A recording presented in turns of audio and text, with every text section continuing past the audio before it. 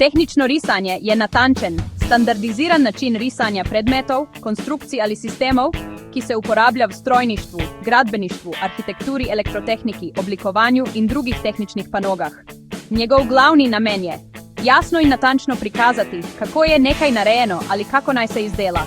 Kaj tehnično risanje pomeni? Ni to umetniško risanje, kjer izražaš občutke ali domišljijo, ampak jezik natančnosti, način, da idejo pretvoriš v natančen načrt, ki ga lahko drugi razumejo in uresničijo.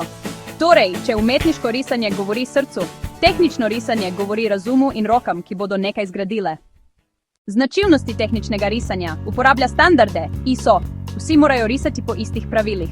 Uporablja pripomočke, ravnilo, šestilo, kotomer, risalni stroj, svinčnik, šablone, danes pa računalniški programi, AutoCAD, SolidWorks. Uporablja poglede, predmet se prikaže iz več strani, spredaj, zgoraj, strani, da se vidi vse dimenzije. Vključuje mere, vse dolžine, kote, radije so natančno označeni. Uporablja tehnično pisavo, kot sem ti prej razložil, za oznake in dimenzije.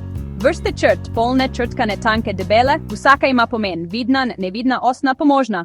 Vrste tehničnih risb, strojne risbe, za posamezne dele strojev in sestave.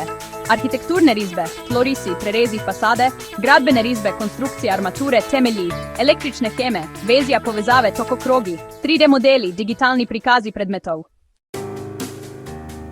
Tehnično risanje je univerzalni jezik inženirjev in mojstrov. Kjer besede lahko povzročijo zmedo, risba govori jasno. Tako to izgleda, tako se izdela, tako deluje.